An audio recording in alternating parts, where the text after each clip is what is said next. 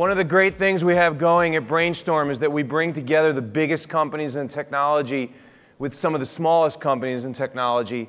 And so I want to introduce our next panel. We're going to have Rob Carter, the CFO of one of the biggest purchasers of technology, FedEx, and Reid Hoffman, co-founder of LinkedIn, one of the most thoughtful people in Silicon Valley on technology issues, and by far one of the most casually dressed tech journalists you'll meet in this room anyway, my good friend and colleague, David Kirkpatrick. Gentlemen. It wasn't that funny. I mean, these are wool pants, you know. So before we even introduce these guys, was a slide that I had them make that I wanted to show everybody. Could we get that other slide up real quick from before? Just so that everybody can see these AOL numbers, how it changed before and after. You know, he's slowly run out of juice, went from 47% to 30%, which I think is pretty interesting. And so the aggregate of the positive went to 70% from 53%. So anyway, I just wanted to let everybody see those numbers. Sorry we didn't show you those during the other session. So I'm very excited about this conversation because both of these guys, who I know pretty well, are really, you know, as good as you could get to take the point of view that they're bringing to this conversation. Rob Carter, immediately to my left, is CIO of FedEx, one of the world's largest companies, one of the world's most technologically sophisticated companies.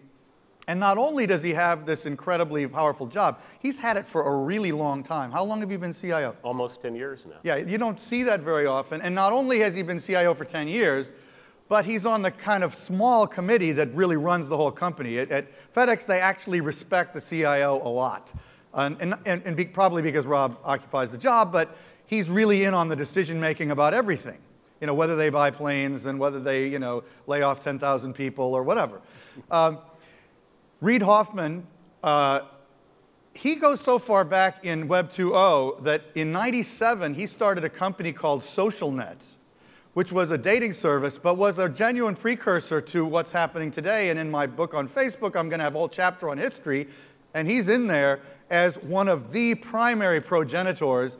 Not only does he now have LinkedIn, and he created that very early, but he was also in the A round of funding for Facebook, along with Peter Thiel and Mark Pincus. So he's been there from way, way early. I mean, he invested in Facebook in 2004. So this guy knows what he's talking about when it comes to Web 2.0, and also, as Adam said, he's pretty smart. So I wanted to just ask you, Reid, to start out real quickly. Oh, no, we're going to start with some Spot Me questions. Let's get those up one at a time. We're going to go through them real fast just to get these issues on the table. So you know how to vote. I don't think we need that anymore. OK, we're going to have like 10 seconds to answer each one of these. In my workplace, we ban the use of Facebook and Twitter, yes or no? Like, Just give me like 2 more seconds. OK, what's the result on that one? All right, OK, that's good. It's a very savvy crowd. That is pretty unusual, I think. I don't think that's typical of large companies. We don't have as many of those as we might. OK, in my workplace, we're thinking about, why did I write it that way?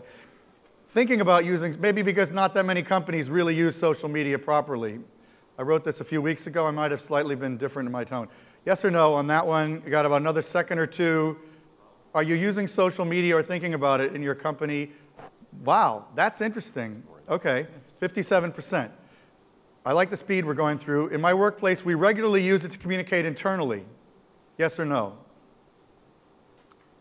Seems like you're pretty quick on the buttons, so let's just go to the results in like one. OK, there we go.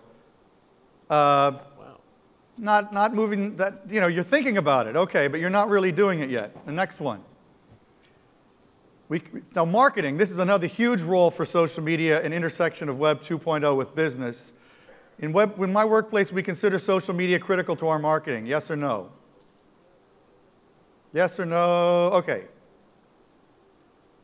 Wow, bunch of smart people in this group. Smart companies. OK.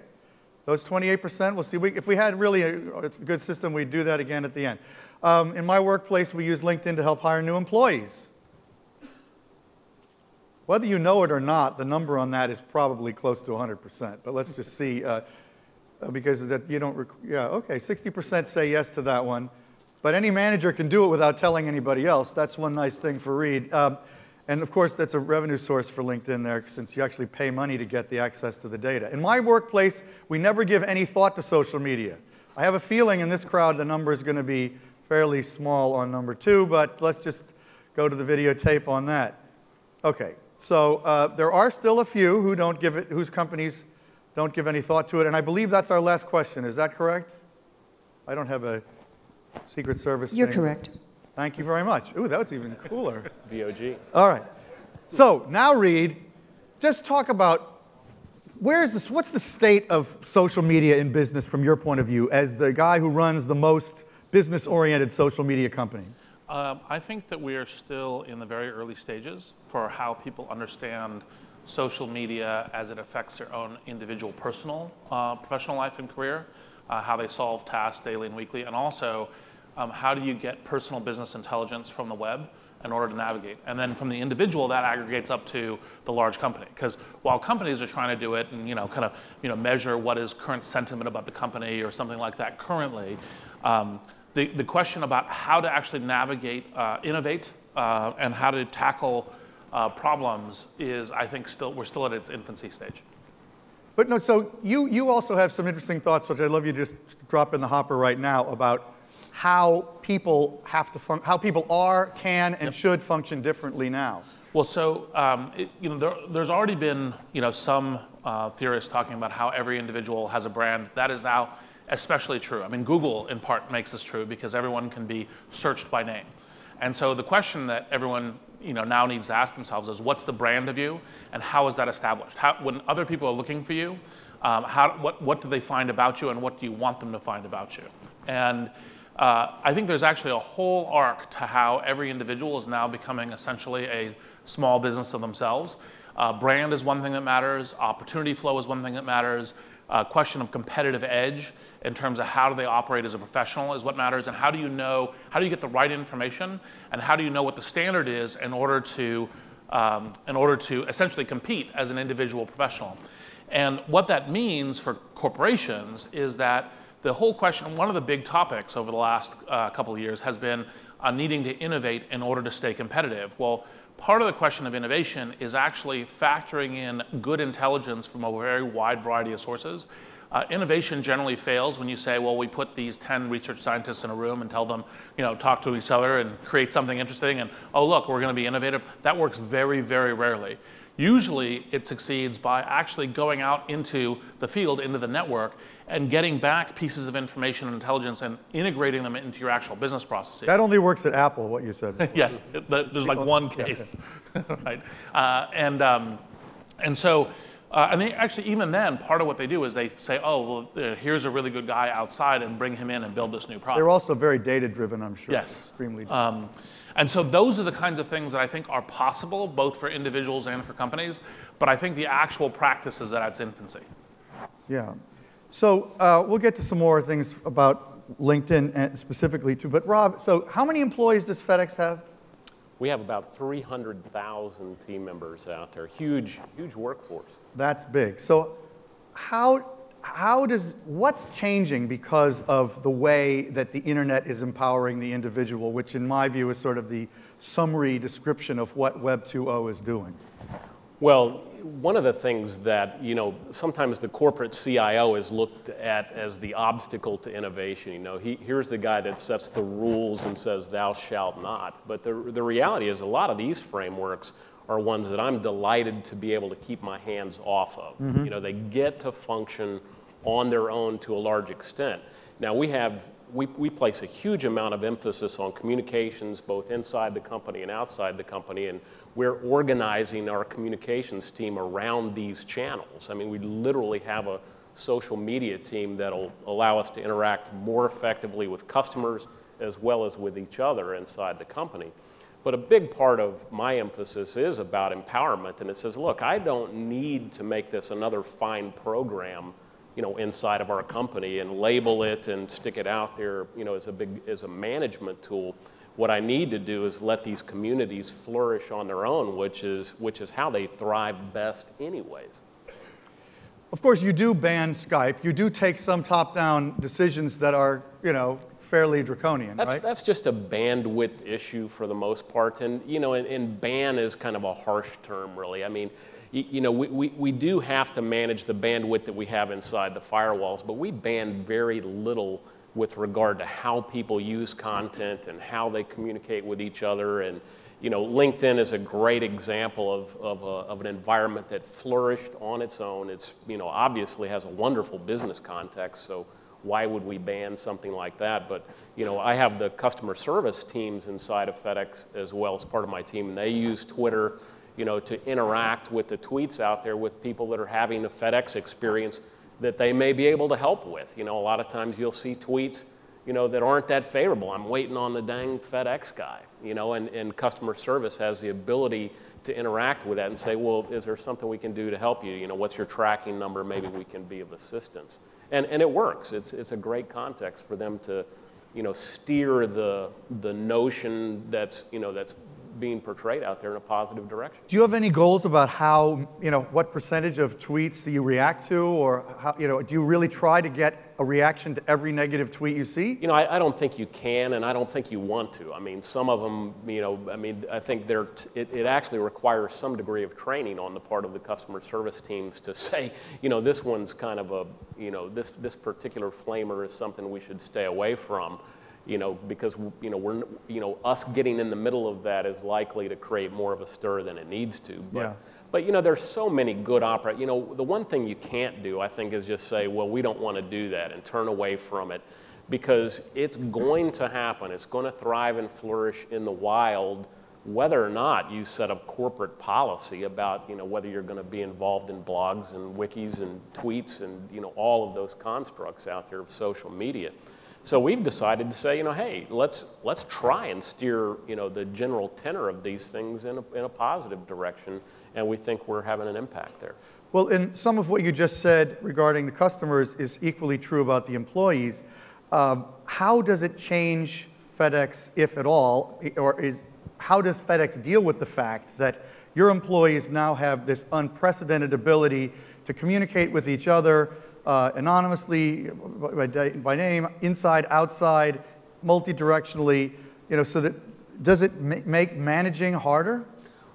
Yeah, actually, I think it makes managing easier, because managing is all about trying to create, access to information, access to community, access to collaboration. And so, to a large extent, those things are now happening with less management structure than they did in the past. And you don't have to have a physical meeting, because a lot of the problems are being dealt with and solved out there in collaborative ways that are very valuable to the company. In general, we are a network company. We believe that networks are, the fabric of society, and that they generally deliver something valuable. Whether it's the physical networks that we operate or the digital networks even that we operate and play in. We think they add value. Why would these networks and this very important evolution of access that people has to each other and have to each other and information, why would we want to hold back on that? Well, your company was founded by a very visionary CEO who happens to still be in place, which is also very unusual. The company's 30-some years old, right? 37, yeah. And Fred Smith started it, and he's still running it. Yeah. That is very unusual with 300,000 employees. In fact, I'm not sure I can think of another example like that. Well, maybe Sam Walton at Walmart did, went through. Until there were a few. But today, what company with 300,000 employees is still being run by its entrepreneurial founder? I can't think of one. And a very well-loved founder at that. But in a visionary one, because he always was a fairly employee-centric kind of guy. Absolutely. I mean, the founding principle of the company was people first.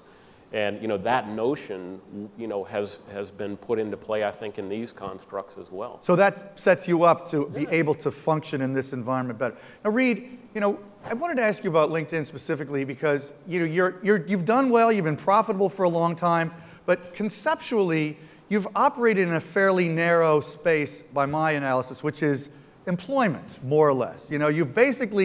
You're used by people looking for jobs and by people looking to hire, and it's very effective for that. It's the online resume on steroids. But you have other functionality, asking questions, that has always been there, but most people don't use it for that stuff. Are you interested in making LinkedIn more of a all-purpose, business-oriented social site that then FedEx could use in a wider variety of ways, for example? Well, so we are trying to build, so the times that people use LinkedIn is when they actually really need to, right, currently. So for example, hiring is very hard. They come and use LinkedIn for hiring. It's also used, we have this term outbound professionals. So all outbound professionals, salespeople, BD people, entrepreneurs, venture capitalists, even occasional journalists go, oh, actually, I'm doing a reference check. I'm looking for an expert on X, and this is the source by which I do it. So the reason why that's the predominant use of LinkedIn is because, well, we're the only way you can actually easily solve that problem in a time-efficient way with getting good, trusted people and information. Now, what we're trying to do is move that from outbound professionals to kind of what we call general professionals, which is kind of people who doing the job every day who don't need to talk to someone new in order to do it. And part of what we've been doing is developing groups functionality and news and information and answers. And I think those are for us, we're just beginning to get to the set of functions that will begin to elaborate that. And the way that we look at it, the internal mantra is how do we provide personal business intelligence to every professional? Right? How do we go, what do I need to know in order to be able to be operating in my job today? And it's different, for example, the three of us. Right? We wouldn't be looking at the same thing. But how do we get to that as a goal? And that is, in fact, what I think we have some early signs of it, but that's what we're building towards. Now, Dustin Moskovitz left Facebook, and he's building a business-oriented thing, which is not talked too much about, but it does have, I think, ultimately the goal to bring a sort of enterprise-y functionality that presumably would then be tied pretty closely back into Facebook.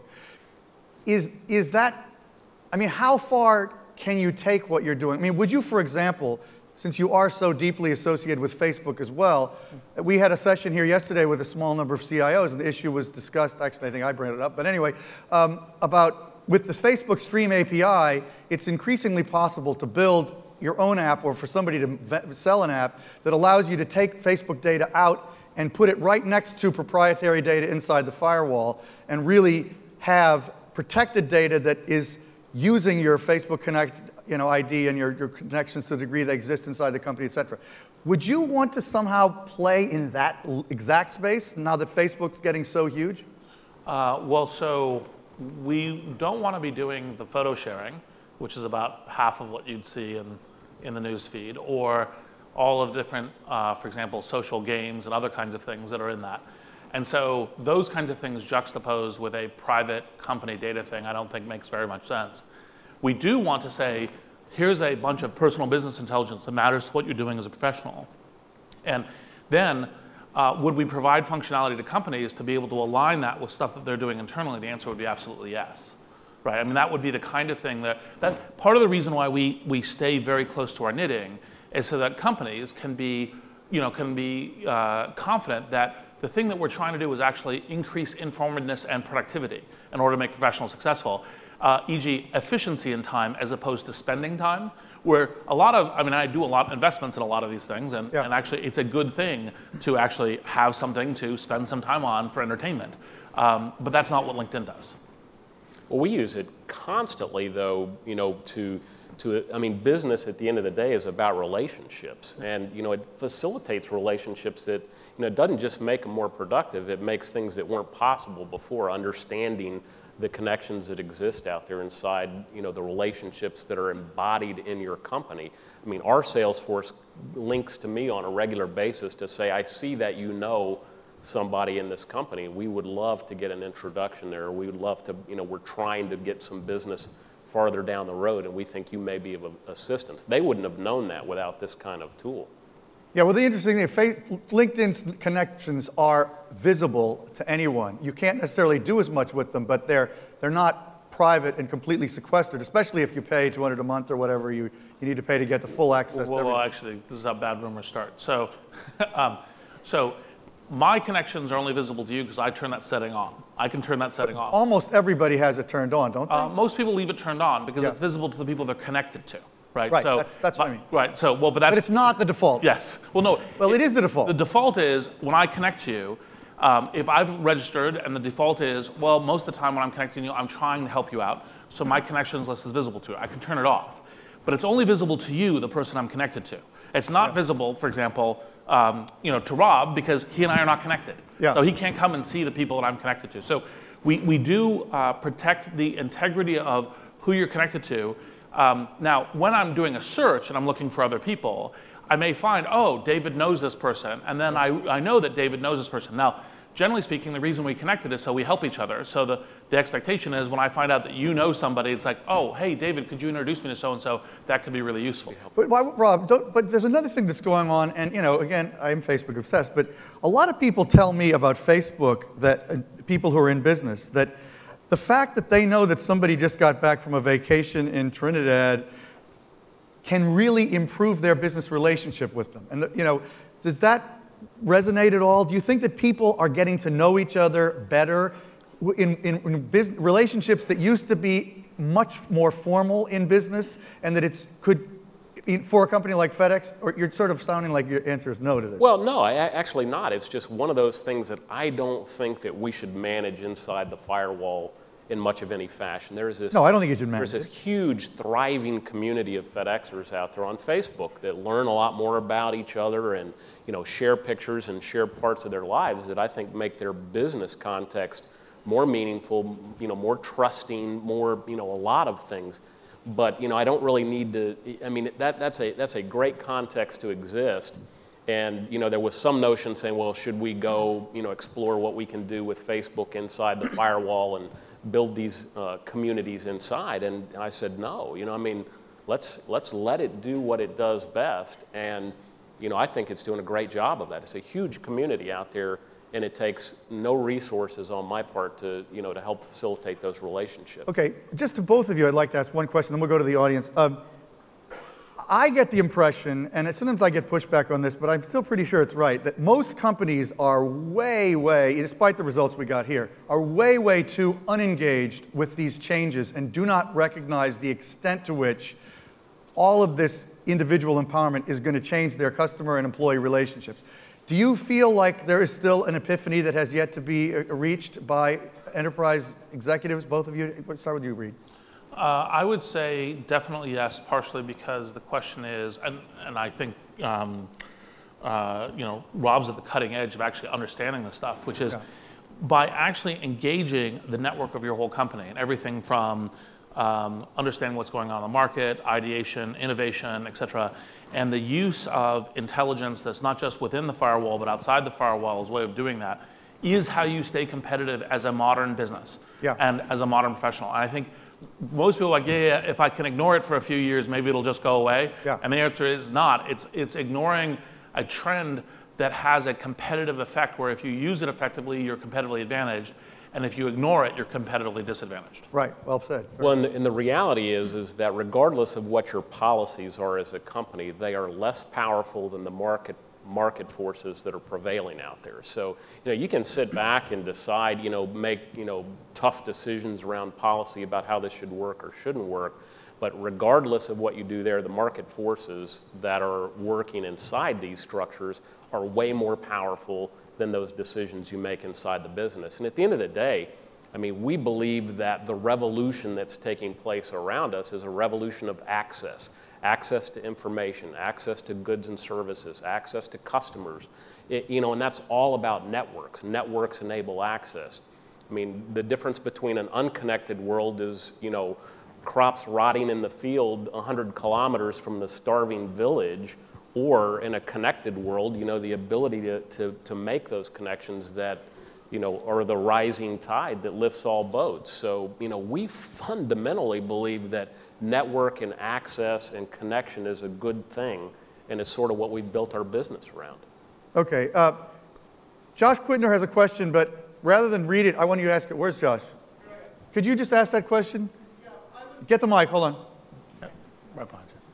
I was interested in the extent to which you're seeing the rise of native applications and people using those applications like iPhone apps to get to FedEx or LinkedIn versus getting there over the web, and whether you see that as being a trend that's going to continue or whether you think it's just going to be of limited use. Let's start with you on that. Well, I mean, you know, there are these kind of viral things that happen out there. I mean, there's a bunch of them. We had, you know, Launch a Package was sort of a cool Facebook download that became, you know, the hottest download for a while on Facebook, and it was this ability to launch a FedEx package and, you know, send it off to a friend, and you could put, you know, it wasn't like... I mean, just a virtual package. Yeah, it's a virtual package. Just a game. And, you know, and as often as not, it probably had something naughty in it, but, you know, at least people were communicating with each other. On the iPhone side in the App Store, you know, we built a very small and easy to build application for, you know, accessing FedEx tracking information, location services, and it became the hottest business download out there, just the viral nature of these things. You know, Apple came to us, you may have seen it on TV, they came to us and asked if they could feature it in their commercials. It aired during the Final Four for the first time, but aired thousands of times, you know, as a business contextual download. We put no real, you know, heavy-duty effort into that. We just made it available out there, and the viral nature of it was very exciting. I'll mention one more thing because it's very cool. We just, you know, using social media for marketing, we just launched a bunch of YouTube, you know, spots out there that is just a trial on our part to say. It was Fred Willard, and they're parodies of infomercials, and they're really hilarious. They're just funny stuff that we launched out there on YouTube to see if, you know, some viral notion of advertising would work on YouTube, and so far they're kind of cranking. Reid. The way that I look at these different platforms is almost like currencies and the liquidity on currencies. And so the one thing that you have on the web is you have this massive open currency that will be very broad. So I think that will continue to grow at a large rate. I do think that you have, and just like you don't just have one currency in the world, I do think that certain platforms are gaining currency. Now, what the relative growth rates will be very interesting. I do think that the having essentially the cloud connected to you constantly is one of the things that we are just beginning to see lots of really good apps. I mean, obviously, we've had the BlackBerry and productivity. We've had, with the launch of the iPhone, bringing the general web in. And then with the native apps, you know, there's been some very good stuff, especially in social media. You know, the LinkedIn, Facebook, you know, Twitter, in terms of that. It'll be interesting to see. I think, generally speaking, for the currencies to work, it has to be used a lot. So I think it'll only be apps that are actually used a lot that will actually gain currency there. You haven't really put out a real API, though, have you? We do have APIs, but we're selective in our partners. So is that something you might do down the road, where really more people could use LinkedIn data externally in creative ways? We're definitely, what we're trying to do is make sure that we do that while protecting the integrity of the data and also making sure people don't get spammed. So that's a yes. You're going to do that. Okay. Anybody else in the audience have a real quick, really good question? I have one, but nobody's got their hand up? Okay, Seth Greenberg, where are you? You want to ask your question? Okay. Yeah, I just want to ask. Get the mic real quick. This may have to be our last one. Okay, hey Reid, Seth from Intuit. I just wanted to ask what LinkedIn, I love LinkedIn, but how can LinkedIn help Main Street small business owners? Because I think of it more as a white collar professional tool. Yep. It depends a lot on the small business, but two things. One is you can actually identify other small business owners in order to get connected to them and trade tips, especially locally. Like, you know, a lot of small businesses are, how do I get my customer flow into my local location? You know, that sort of thing. Also, what kind of tools do they use as a way of saying, hey, you know, I really like QuickBooks, right? You know, oh yeah, this is how I use QuickBooks, or who do you use in order to manage your QuickBooks, that sort of thing. And then also, I think it's very valuable from especially a services perspective, of establishing a brand and a presence of me, because a lot of small businesses provide, you know, accounting, training, law, you know, those kinds of things. And here I am, and here are the people who are my customers who have given me references, so that people can find me, and you can actually get referral-based customer flow. But they can't really advertise on LinkedIn at the moment, right? Yes, they can. We have a self-service direct ad platform. Oh my God, and I didn't even realize it. I'm really an idiot. But we said before, Reid was saying as we were waiting to come on stage, you know that half an hour is probably going to go so fast we're not going to know where it went. It happened yet again. We got to end. Thank you so much. Thank you all. Thank you. And back to Adam.